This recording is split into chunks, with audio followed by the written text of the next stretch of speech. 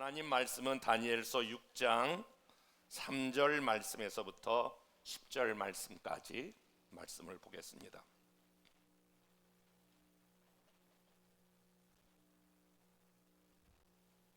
다니엘은 마음이 민첩하여 총리들과 고관들 위에 뛰어남으로 왕이 그를 세워 전국을 다스리게 하고자 한지라.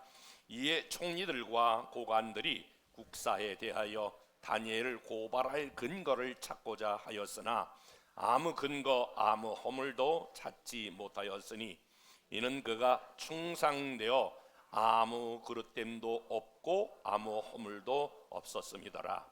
그들이 이르되 이 다니엘은 그 하나님의 율법에서 근거를 찾지 못하면 그를 고발할 수 없으리라 하고, 이에 총리들과 고관들이 모여 왕에게 나아가서 그에게 말하되 다리오 왕이여 만수무강하옵소서. 나라의 모든 총리와 지사와 총독과 법관과 간원이 의논하고 왕에게 한 법률을 세우며 한 금령을 정하실 것을 구하나이다. 왕이여 그것은 곧 이제부터 30일 동안에 누구든지 왕 외에 어떤 신에게나 사람에게 무엇을 구하면 사자굴에 던져 넣기로 한 것이니이다. 그런즉 왕이여 원하건대 금령을 세우시고 그 조서에 왕의 도장을 찍어 메대와 바사에 고치지 아니하는 규례를 따라 그것을 다시 고치지 못하게 하옵소서 하매, 이에 다리오 왕이 조서에 왕의 도장을 찍어 금령을 내리라. 다니엘이 이 조서에 왕의 도장이 찍힌 것을 알고도 자기 집에 돌아가서는 윗방에 올라가 예루살렘으로 향한 창문을 열고 전에 하던 대로 하루 3번씩 무릎을 꿇고 기도하며 그의 하나님께 감사하였더라. 아멘. 저는 오늘 이 본문의 말씀을 가지고 좌절을 극복하는 힘, 이런 제목으로 같이 말씀을 나누려고 하거든요. 우리가 우리 주변에 보면 그 어려운 여건과 환경 속에서도 잘 그것을 이겨내고 극복한 인물들을 찾아낼 수 있습니다. 오래전에 보았던 그 인터뷰가 생각이 나는데요, 박혜영 씨라고 하는 분이 그 인터뷰를 제가 보면서 또 다시 자료를 이렇게 찾아보면서 큰 감동을 받은 장면이 있습니다. 이 김혜영 씨라고 하는 분은요, 태어날 때부터 상처투성이로 태어나게 됩니다. 옛날 어른들은, 옛날 아버지들은 왜 그랬는지 모르겠어요. 아버지가 이제 아기를 낳았어요. 그러니까 낳을 때 그러니까 아들을 얻었다, 그런 말이죠. 그 아들을 원했는데 첫 번째 낳은 아들이 아니고 딸을 낳았어요. 아들을 기대하다가 딸을 낳으니까 이 아버지가 굉장히 스트레스를 받고 술을 먹고 술에 만취해서 그 아기를 안고 있다가 던져버렸어요. 그래서 그 아이가 척추 장애로 살아가게 됐는데, 지금 나이가 50이 넘었는데도 키가 134cm밖에 되지 않아요. 참, 그런 어릴 때부터 자라면서 아버지로부터 상처를 받고 자랐는데, 그것뿐만이 아니라 아버지가 삶을 비관하다가 자살로 그 생명을 끊게 돼요. 그러니까 초등학교 나이에 아버지가 정상적인 그런 병으로 돌아가셔도 충격이 있을 텐데, 일반적인 사고로 돌아가셔도 더 충격이 있을 텐데, 스스로 목숨을 끊는 것을 목도하고 이 아이는 자라가게 돼요. 이 박혜영 씨라고 하는 이분이 그 엄마도 정신질환을 앓고 있으면서 매일매일 이 정신질환 속에서 이 박혜영이라고 하는 이 자매를 구박하는 거예요. 어떤 얘기들로 하냐면, 우리 집의 불행의 시작은 너 때문에 그렇다, 네가 아들로 태어나지 않아서 그래, 그러면서 어린아이에게 막 상처를 쏟아부으면서, 옛날 어른들은 또 욕을 할 때에 그 표현이 좀 그렇습니다만은 찰지게 한다라고 하면서 엄청난 그런 그 욕과 구타와 그리고 폭언을 하는 거예요. 이 아이가 도저히 엄마 곁에서 자랄 수가 없어서 초등학교를 마치고 집을 나오게 됩니다. 그리고 나와서 옛날에는 다 그런 일이 있었는데요, 식모살이라고 하는 것을 하게 됩니다. 어린 나이에. 그리고 그 식모살이를 통해서 동생 4명을 그 돈으로 다 양육하게 됩니다. 아니, 초등학생 이제 막 졸업한 아이가 자기 몸 하나 건수하기도 어려운 상황인데 식모살이를 하면서, 그러면서 동생 넷을 가리키면서 거기서 그가 여러 가지 생각을 하게 됩니다. 내가 왜 이렇게 고생하고 자라야지. 그러면서 여러 가지 고민과 생각을 하다가 결론부터 말씀을 드리면, 이 아이가 대단한 그런 하나의 초인적인 힘을 발휘하면서 그 어려운 환경을 딛고 일어난 대단한 분으로 이제 꼽히게 되는데, 초등학교 졸업해서 그 식모살이 하면서 꾸준히 공부를 한 거예요. 그래서 결국에는 그가 콜롬비아 대학, 여러분 미국에 가면 콜롬비아 대학 아주 세계적인 대학인데요, 거기에서 최고의 대학원 석사 학위를 받게 됩니다. 그가 고급 인력을 가지고 아프리카에 가서 봉사활동을 하는데요, 국제사회 복지사로서 지금 가치 있는 삶을 살고 있다라고 하는 인터뷰 내용이에요.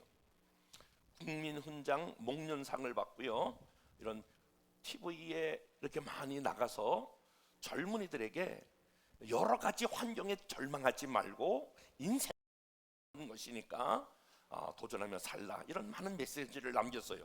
저는 그분이 쭉 한 인터뷰 내용을 좀 보면서 굉장히, 야, 이거 진짜 명언이다, 이건 잊지 말아야 되겠다 하고 제 마음에 새긴 명언 2개가 있는데요, 그 명언 중에 하나가 그거예요. 세상은 나에게 좌절을 권했지만 나는 희망을 선택했다.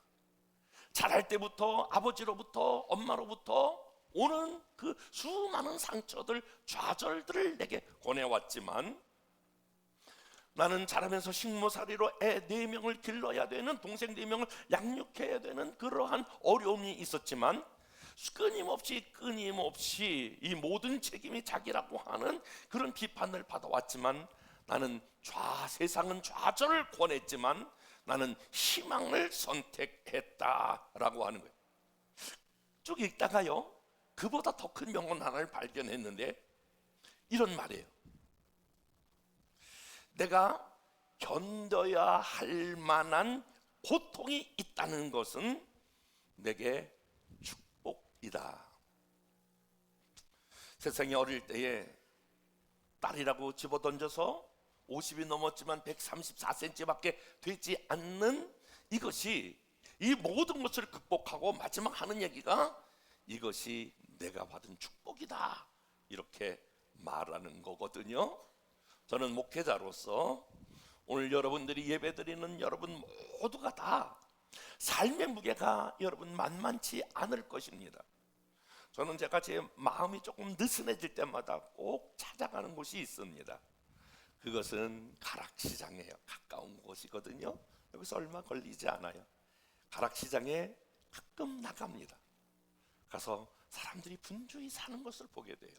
그리고 저희 교인들을 만나면서 이 삶의 가장 두드러진, 도드라진 부분, 치열한 삶의 현장, 그곳에 가서 그분들의 이야기를 듣기도 하고, 내가 이렇게 살면 안 되겠구나, 목회자로서 이렇게 마음이 느긋하거나 느슨해지면 안 되겠다라고 하는 것을 다시 옥기스를 여미듯이 그렇게 느끼며 살아가게 됩니다.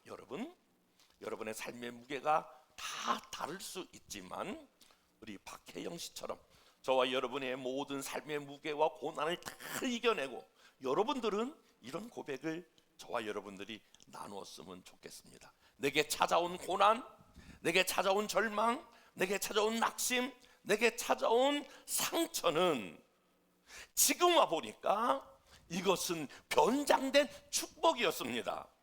이렇게 다 고백할 수 있는 여러분 될 수 있기를 주님의 이름으로 축복합니다. 제가 말씀드렸던 이 박혜영보다 조금 더 구체적인 어려움을 경험한 사람이 오늘 본문에 나오는 사람인데 그의 이름은 다니엘이에요. 어렸을 때 나라를 잃어버렸어요. 여러분, 나라를 잃어버린 거 지금 우리가 러시아와 우크라이나의 이 전쟁을 보면서 이건 단순한 것이 아니에요. 그냥 전쟁이 아니에요. 우리가 지난 주간에 예레미야 애가를 읽었습니다만은 이건 보통 사건이 아니에요. 남자들은 다 끌려가서 죽음을 경험하고, 그리고 여인들은 처참하게 성유린을 당하고, 젊은이들은 다 끌려가는 그런 상황. 그래서 포로로 붙잡혀갔던 사람 중에 한 사람이 다니엘이에요. 어린 나이에 부모를 떠나 고국을 떠나 고향을 떠나 호를 다니신, 끌려가 바벨론이라고 하는 나라에서 외롭게 살아가고 있는데 하나님이 그와 함께하고 믿음으로 삶으로 그 나라 가운데 포로인 그런 입장에서 여러분 최고의 위치까지 올라가게 됩니다. 그 당시 페르시아의 다리오 왕이 나라를 다스리고 있었는데요, 다리오 왕의 정치적인 행보는 120명의 지도자를 세우는 거예요. 그리고 그 나라 전체를 이끌고 가는 거예요. 이 120명을 3명의 총리를 세워서 그 나라를 다스리도록 하는 이런 정책을 폈어요. 그런데 그 3명 중에 한 명이 다니엘이에요. 그런데 이 다니엘이 얼마나 그 삶이 성실하고 모든 면에서 뛰어났는지 페르시아 다리오 왕이 3명의 총리 중에서 포로로 끌려온 다니엘을 예뻐하고 사랑하는 거예요. 그렇기 때문에 3명의 총리 중에서 총리를 다스리고 있는 총리 중에서 선임 총리, 총통급 총리로 임명하게 돼요. 그러면 여러분 잘 나가는 거 아니겠습니까? 그만큼 하면 세상 말로 말하면 출세하는 것 아니겠습니까? 제가 오늘 이 다니엘 얘기를 하는 것은, 다니엘은 저처럼 목회자가 아니에요. 여러분들처럼 평신도예요. 삶의 현장에서 살아가면서 다니엘이 지금 말하면 고급 관리예요. 그냥 직장인인데 고급 관리로 살아가면서 그가 겪고 있는 이 어려움을 어떻게 이 어려움 속에서 사회생활하면서 직장생활하면서 그 어려움을 겪고 이겨나갔는가라고 하는 거예요. 그런데 다니엘이 이렇게 잘 나가고, 그리고 다른 사람보다 뛰어나고 왕의 신임을 받는데, 이 좋은 환경인데 위기를 맞이해요. 생명을 잃어버릴 위기를 경험하게 돼요. 이 위기는 다른 데서 오는 것이 아니라 나머지 총리 2명이 이제 다니엘을 시기하고 모함하는 거예요. 그래서 이 2명의 총리가 머리를 쓰는 거예요. 잔꾀를 써요. 한마디로 말하면 꼼수를 피는 거예요. 여러분, 그 말씀을 6절 7절 말씀 한번 읽어볼게요. 그 내용이 이렇게 되어 있어요. 6절부터 7절 시작. 이에 총리들과 고관들이 모여 왕에게 나아가서 그에게 말하되, 다리오 왕이여 만수무강하옵소서. 나라의 모든 총리와 지사와 총독과 법관과 관원이 의논하고 왕에게 한 법률을 세우며 한 금령을 정하실 것을 구하나이다. 왕이여, 그것이 곧 이제부터 30일 동안에 누구든지 왕 외에 어떤 신에게나 사람에게 무엇을 구하면 사자굴에 던져 놓기로 한 것이니이다. 그런즉 왕이여, 원하건대 금령을 세우시고 그 조서에 왕의 도장을 찍어 메대와 바사에 고치지 아니하는 규례를 따라 그것을 다시 고치지 못하게 하옵소서. 무슨 말이에요? 다니엘이 하나님을 잘 섬긴다는 소식을 안 거예요.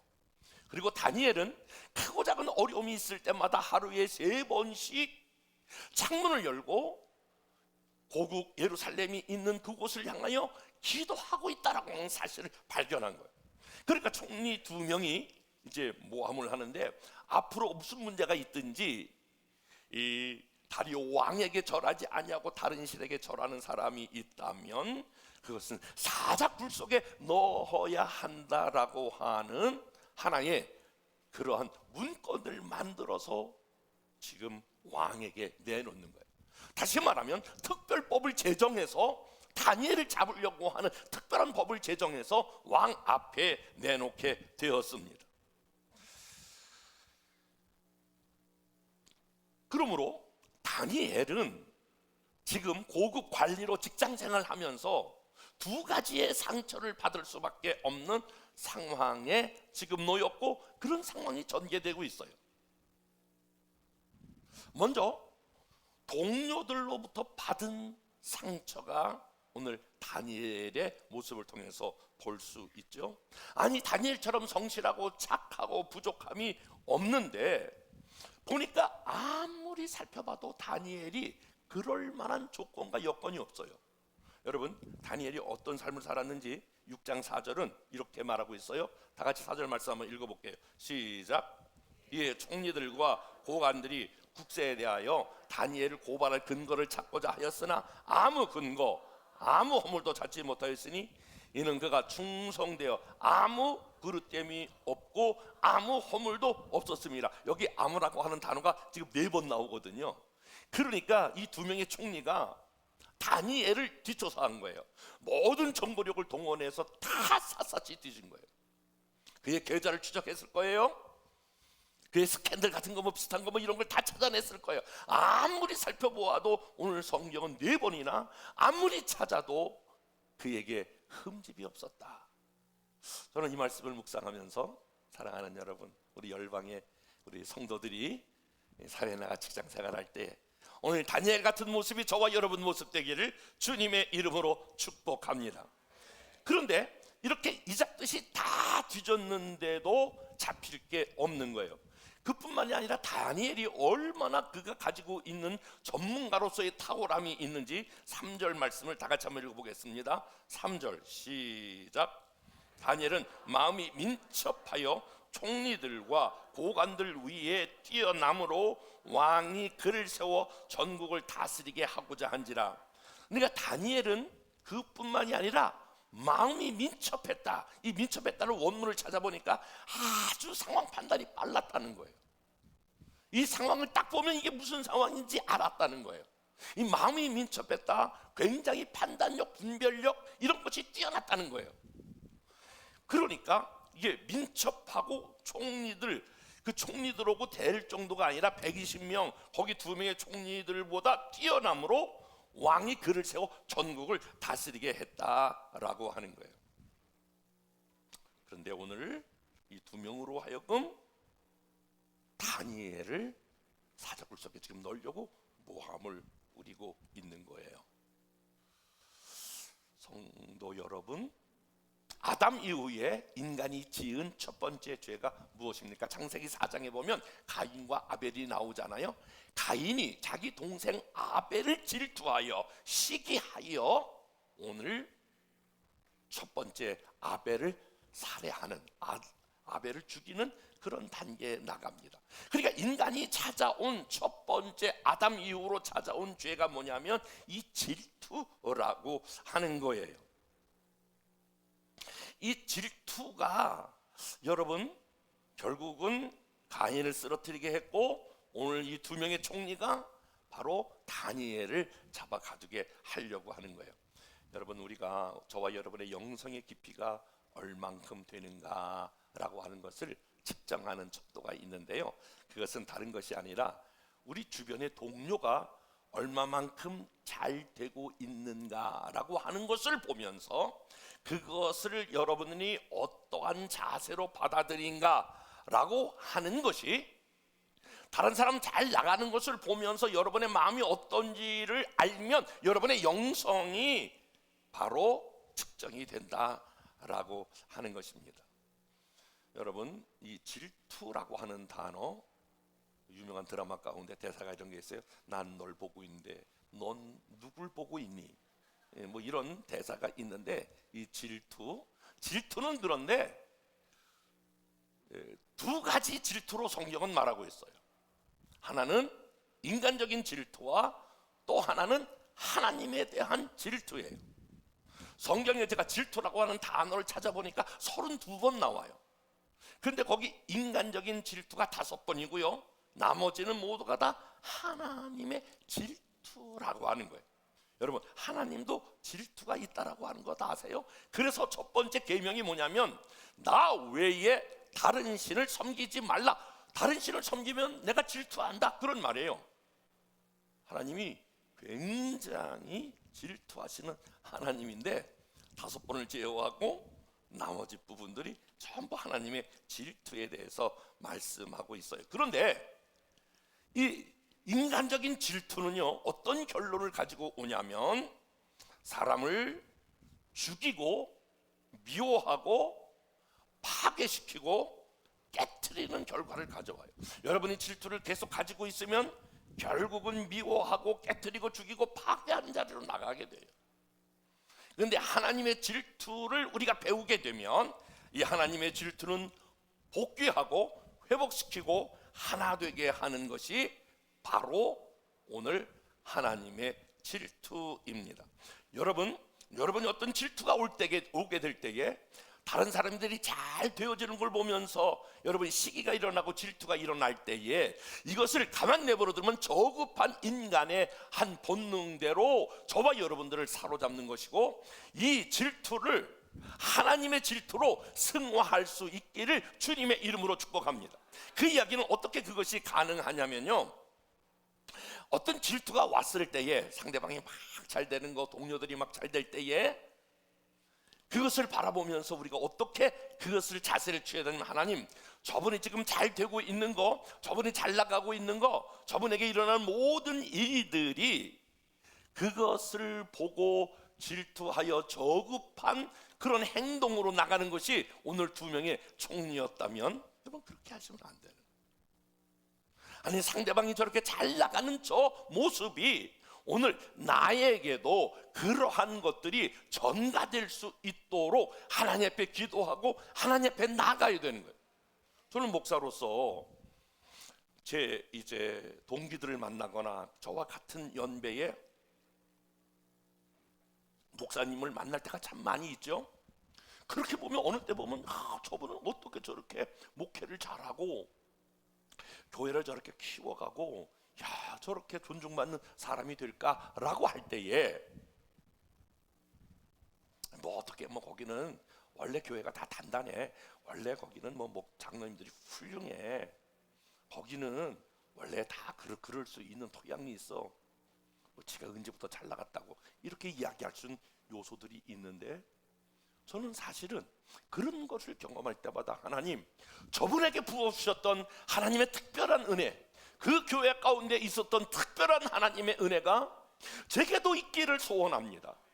이렇게 해서 이 시기와 질투가 저급한 인간의 꼼수와 방법으로 나가는 것이 아니라 그분에게 베풀었던 그 모든 것들이 내게도 이루어지기를 구해야 한다는 거예요.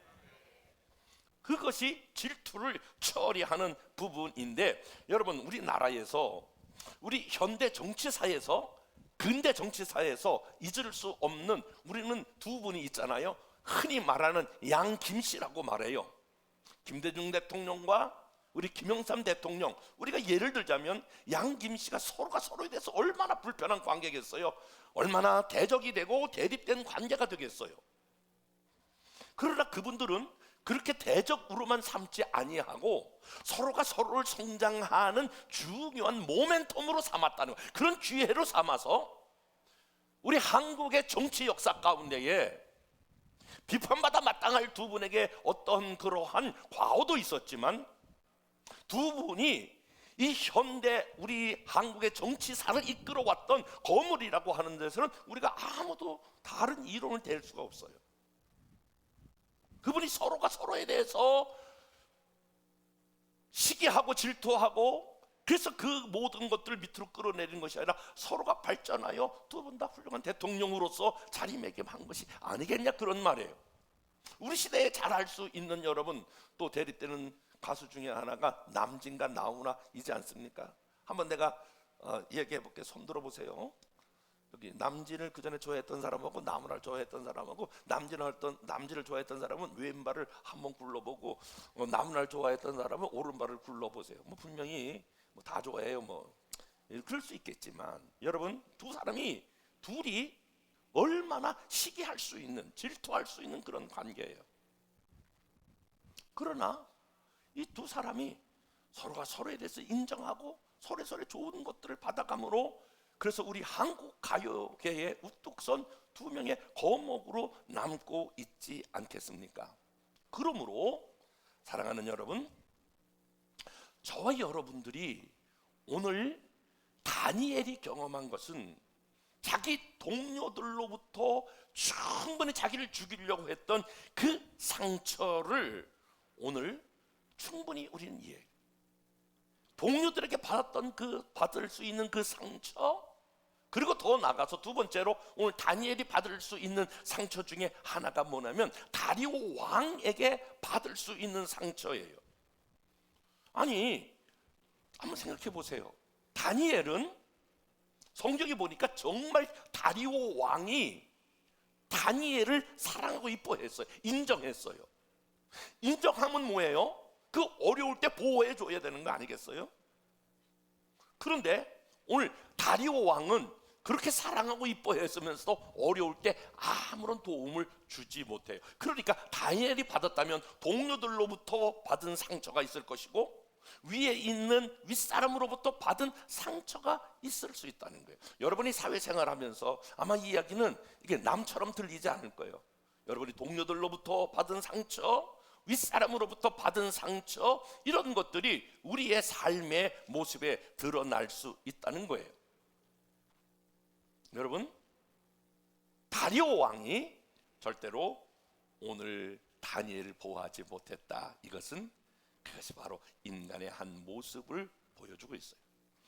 그러니까 상처받는 걸로 말한다면 다니엘이 동료들로부터 죽임의 꼬임에 넘어가 그 위기 가운데 빠지는 것이고, 위에 상사로부터 전혀 보호를 받지 못하는 이런 상처 두 가지를 동시에 받을 수 있었는데, 오늘 제 설교의 핵심은 어떻게 그것을 상처로 받지 아니하고 그것을 좌절로 받지 아니하고 어떻게 이기게 되었는가.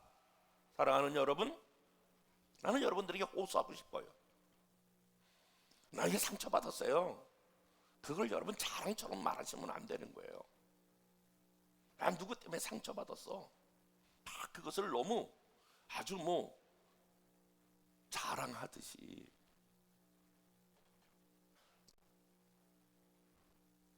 바라기는요, 저와 여러분들에게 어떠한 상처가 있든지 좌절이 있든지 어려움이 있든지 오늘 다니엘은 어떻게 그것을 이겨냈을까?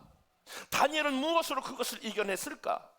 바라기는요, 저와 여러분을 힘들게 하고 인생의 수레바퀴 밑에서 여러분들이 고통당하는 분들이 있다면, 삶의 무게가 버거워서 어찌할 수 없는 분들이 있다면, 상처로 여러분의 마음이 얼룩진 분들이 있다면 다 같이 마음을 모아서 크게 아멘할 준비해봐요. 여러분이 오늘 이 말씀을 듣고 이겨내기를 주님의 이름으로 축복합니다. 그 이겨내는 그 방법 가운데 하나가 바로 오늘 이겨낼 수 있는 방법은 우리의 신앙은 뿌리 내림으로 결정된다는 사실을 알고 있어야 돼요. 신앙생활은 뿌리를 깊이 내리는 것이 신앙생활이다라고 하는 것을 잊지 마셔야 돼요. 작년에 엄청난 장마가 와서 나무도 뽑히고 집도 쓸려가고 그런 일들이 있었어요. 제가 한 번은 남한산성으로 이렇게 올라오는 길에 보니까 완전히 남한산성이 초토화됐거든요. 제가 학생 때부터 우리 때로는 이 교사할 때도 학생들 데리고 남한산성 종종 갔기 때문에 남한산성을 참 좋아해요. 그래서 이제 차를 쭉 끌고 오는데 얼마나 이 도로가 파이고 그리고 흙들이 무너져 내려오고 나무들이 뽑혔는데, 제가 이렇게 지나가서 차를 잠깐 멈추고 보니까 커다란 나무인데 그 나무가 송두리째 뽑혀 있어요.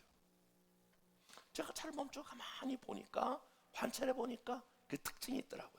이 나무가 버티기 위해서 얼마나 많은 뿌리를 내렸겠어요. 그 살아온 동안에, 있는 동안에 뿌리를 내렸어요. 그런데 한 가지, 뿌리가 깊지 못하다라고 하는 것을 보게 됐어요. 그러면서 내 신앙이, 내 믿음이, 내 영성이 이렇게 뿌리 깊지 못하면 언제든지 어느 때든지 어려움이 오면 내 목회가 무너질 수 있다라고 하는 교훈을 받게 되었어요. 여러분, 시편이 너무너무 좋은 시죠. 그런데 시편은 시편 1편으로부터 시작되지요.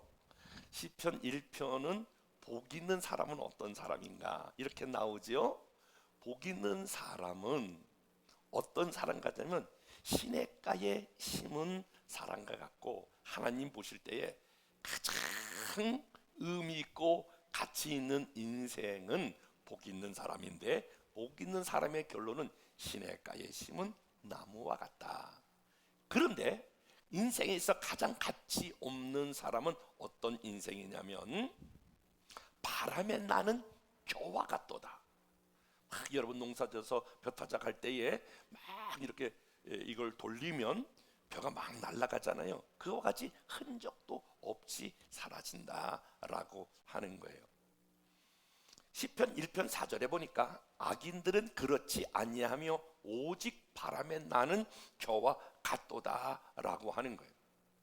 제가 한 2년 전에 우리 교단에 전도사님들이 목사님이 되기 위해서는 몇 가지 과정이 필요해요. 목사고시 6과목을 패스해야 되고 전도사로서의 수련을 3회에 걸쳐서 받아야 돼요. 그래서 전도사님들이 모인 곳에 가서 제가 강의했던 때가 있었어요. 그때 그분들에게 제가 아주 간곡하게 부탁하고 말씀을 전했던 내용이 그거예요. 여러분 지금은 여러분의 목회에, 여러분의 인생의 꽃피울 때가 아닙니다. 여러분은 지금 신앙을 깊이 뿌리 내리는 시기가 지금입니다. 나는 여러분들에게도 똑같은 말로 도전하고 싶어요. 저나 여러분이나 지금은 하나님의 아직 가장 좋은 것들이 여러분의 생에 오지 않았어요. 지금부터 막 꽃을 피우려고 그러시면 안 되는 거예요. 인생에 이것이 내 화려한 꽃이다. 저나 여러분이나 아직 가장 좋은 것은 오지 않았기 때문에 여러분의 신앙을 깊이 어떤 환난이 와도, 역경이 와도, 문제가 와도, 상처가 와도 거기에 흔들리지 아니하도록 깊은 뿌리를 내리시기를 축복합니다. 이게 좌절과 상처를 극복하는 비밀이에요. 어떻게 뿌리를 내리느냐? 여러분, 말씀이 탁 내 안에 들어와서, 그리고 하나님의 절대적인 그런 주권을 인정하면서, 마치 그런 거 있어요. 우리가 초등학교 다닐 때에 콤파스라고 하는 거 여러분 생각나세요? 콤파스 보면 한쪽에는 이렇게 삐죽한 바늘이 있고 한쪽엔 연필을 이렇게 끼우잖아요. 그런데 그 어떤 원을 그리려면은 반드시 해야 될 게 콤파스로 팍 찍어야 돼. 그리고 그 사이즈에 많게 원을 줄였다 늘렸다, 그래 그 원이 그려져. 우리 신앙에 팍 하고 이렇게 뿌리를 내려야 될 그게 있단 말이에요. 그게 없으면, 뿌리를 크게 내리지 못하면 여러분 아무것도 아닌 거 가지고 강아지가 아프고 강아지가 뭐 어떻게 된 것 때문에도 시험 들고 상처를 받고 막 그래요.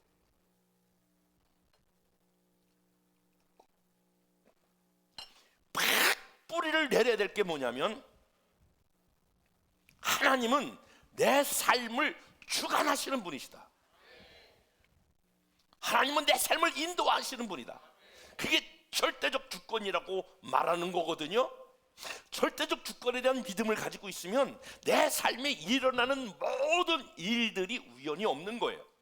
그 모든 것들이 어떤 어려움이 와도 이건 하나님이 나를 훈련하고 나를 연단하여 나를 정금같이 나오게 하는 하나님의 뜻이 있다, 이렇게 해석하는 능력이 있는 거예요. 그게 없으면 전부 다 환경과 상황과 작은 일에 상처받고 작은 일에 넘어지고 쓰러지고 그런 일들만 있게 되는데, 다니엘은 지금 그 그 두 명의 총리가 올린 거에 대한 도장을 다리오 왕이 찍었어요. 이제 죽는 거예요. 남은 건 그 명에 따라 법을 어겼으므로 죽게 되는데 조금도 흔들리지 아니하고, 여러분 6절 말씀, 오늘 읽었던 10절 말씀,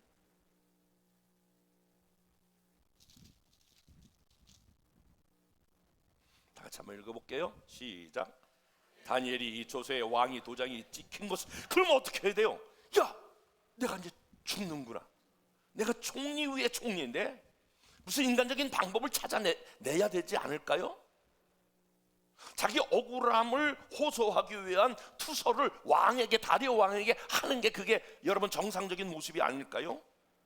다니엘이 조서에 왕이 도장이 찍힌 것을 알고도 자기 집에 돌아가서 조금도 흔들림이 없이, 조금도 미동함이 없이 돌아가서는 윗방에 올라가 예루살렘을 향한 창문을 열고 전에 하던 대로 하루 3번씩, 따라서 해볼까요? 전에 하던 대로 그 상황에 상관없이 전에 하던 대로 행하고 있는 이 모습에는 다니엘이 뭔가 딱 이 사건을 해석하는 게 다르다는 거예요. 쫙 불을 봐왔다는 거예요. 제가 이번 주에 어떤 우리 교단의 어르신 목사님으로부터 전화를 받았어요. 영법보 3번 전화를 걸고 저한테 반복되는 질문을 하더라고요. 정 목사님 괜찮아? 정 목사님 괜찮아? 아니 정 목사 괜찮아? 그래서 내가 괜찮은데요, 아무 이상이 없어요. 그러니까 그분이 전화에다가 한숨을 푹 쉬면서 아이고 다행이네. 그래서 내가 모른 척하고 뭐가 다행해요? 정 목사, 우리 교단 역사로 봤을 때에 선거에 한 번 떨어져 가지고 그래서 그 1년 이내에 죽은 사람의 이름을 대는 거야.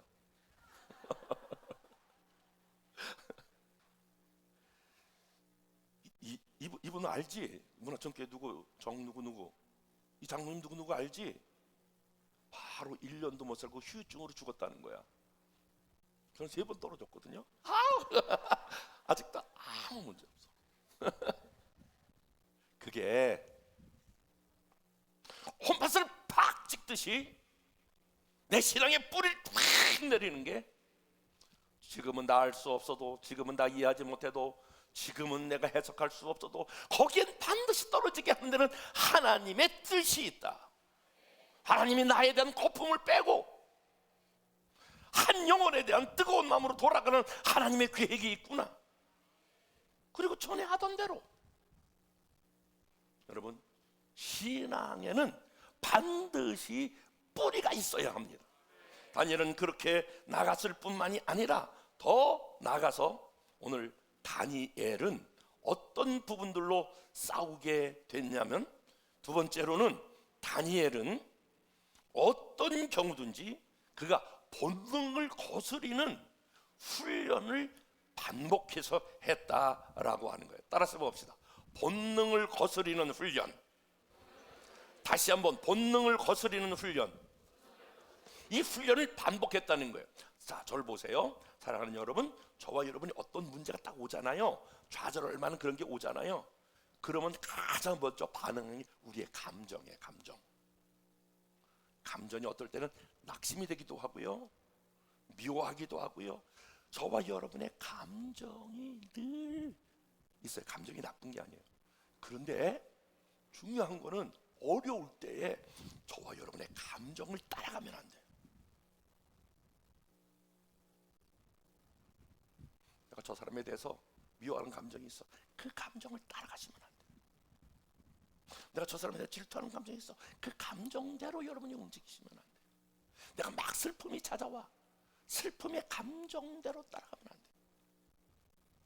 좌절을 극복하는 힘은요, 내 감정, 특별히 하나님으로부터 하나님이 기뻐하지 않는 이 감정과 싸우는 훈련을 하셔야 돼요. 저에게 가장 찾아오는 감정은 뭔지 아세요? 선거 3번 치르면서 찾아오는 감정은 배신감이에요. 나는 목사들, 장로들이 이렇게 거짓말하고 반드시 찍어준다고 그러면서 안 찍어준 사람은 나는 처음 봤어. 이렇게. 그래서 내가 저 사람 천국 갈 거 맞아. 저렇게 거짓말 밥 먹듯이 내 앞에서 찍어준다고 그러는데 나중에 알고 보면 안 찍었어. 그런데 중요한 건 이 감정에 따라서 내가 내 마음을 빼앗기면 안 된다는 거예요. 감정과 거슬리는 훈련, 이거를 하여야 되는 거예요. 나는 여러분 한번 상대방, 여러분 한 사람 한 사람을 여러분의 남편에 대한 여러분의 감정은 어떤가? 아내에 대한 감정, 여러분 셀원들 한 명 한 명을 생각해 이 사람에 대한 감정은 어떤가? 다 달라요. 감정이 다 똑같은 것 같지만 다 달라요. 시어머니에 대한 감정, 그리고 며느리에 대한 감정, 아들에 대한 감정, 감정이 다 달라요. 그런데 감정에 충실한다고 감정에 따라가고 본능에 따라가면 안 되는 거예요. 그래도 내가 주님의 이름으로 사랑해야지. 내가 주님의 마음을 품어야지. 이렇게 이런 훈련이 반복되어야 어떤 어려움도 환난도 이겨나갈 수 있는 거지. 감정. 두 번째는 환경이에요. 환경. 좌절 이기는 힘은 여러분이 환경에 따라 여러분의 마음을 같이 따라가시면 안 되는 거예요. 환경은 지금 내게 썩 좋지 않아요. 오늘 다니엘은 지금 환경과 감정이 좋지 않아요. 그래? 그놈들이 나를 지금 죽이려고 그래? 그래. 그래서 지금 이런 조소를 꾸며 올렸어? 도장 찍었어? 환경이 여러분 조금 있으면 죽음에 오는 거예요. 근데 그거에 대해서 반복적으로 지금 뭐 하냐면 그 감정과 환경에 대해서 이 본능에 거슬리는, 본능에 반하는 그런 훈련을 통해서 전에 하던 대로 전혀 미동함이 없이 오늘 그가 하나님 앞에 창문을 열고 예루살렘을 바라보며 기도했다라고 하는 것입니다. 사랑하는 여러분, 이렇게 특별 새벽 집회 하도 뭐 많아서 여러분이 모든 게 다 특별한 거야 뭐 이렇게 하도 그렇지만, 이럴 때에 여러분 육체의 본능에 따라 잠만 계속 쿨쿨 쳐 주무시지 마시고, 이럴 때는 본능을 거스리고 육체를 거스리고 여러분이 하나님 앞에 내일부터 올라오기를 주님의 이름으로 축복합니다. 뿐만이 아니라 여러분 더 나아가서 우리가 이 훈련은 어떤 훈련으로 여러분 결론을 내야 되냐면은 감사하는 훈련으로 나가셔야 합니다. 한번 따라서 볼까요? 감사는 기적을 일으킵니다.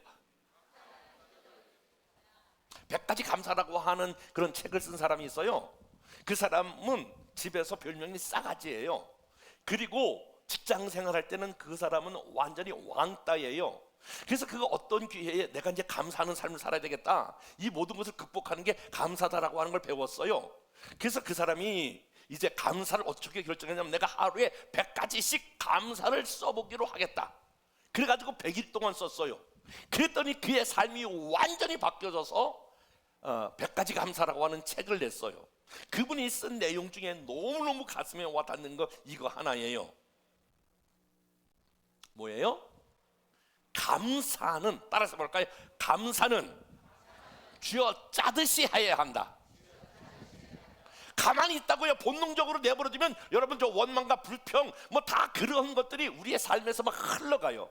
그러니까 감사는 100가지 감사를 적으려니까 얼마나 힘들겠어요. 자기가 해보니까 아주 쥐어 짜듯이 없는 것도 막 만들어서 감사해야 되는 거예요. 그러면 그분이 한 얘기예요. 감사는 감사를 만들어낸다. 감사하니까 진짜 그것이 감사한 일에서 또 다른 감사를 만들어내고 내가 감사하다라고 하는 것 자체가 바로 감사해요. 여러분 아세요? 금년에 하나님께서 여러분 아멘 준비해서 갑절의 영감과 갑절의 축복과 갑절의 부흥을 주실 줄로 믿습니다. 그런데 저와 여러분의 삶이 어떤 삶으로 바뀌어야 되냐면 어떤 경우든지 어떤 문제를 만나든지 감사하기로 결정하고 그 삶을 살아낼 때에 하나님이 하늘문을 열어주시고 하늘의 것들로 채워주실 줄로 믿습니다. 정말 그렇게 돼 있어요. 여러분 다니엘이 조금도 불평하지 아니하고 전에 하던 대로 하나님 앞에 감사하여 기도하게 될 때에 여러분 그 사자굴 속에서 벗어나는 엄청난 은혜가 있던 것처럼 저와 여러분이 환경과 감정에 따라 거기에 여러분의 삶을 내어 맡기지 마시고 그것을 역행하여 그거에 상관없이 하나님 앞에 나아가 다니엘이 기도했던 것처럼 감사해 보십시오. 반드시 저와 여러분의 삶에 하나님께서 기적을, 다니엘을 구원했던 것처럼 놀라운 구원의 역사가 나타나게 될 줄로 믿습니다.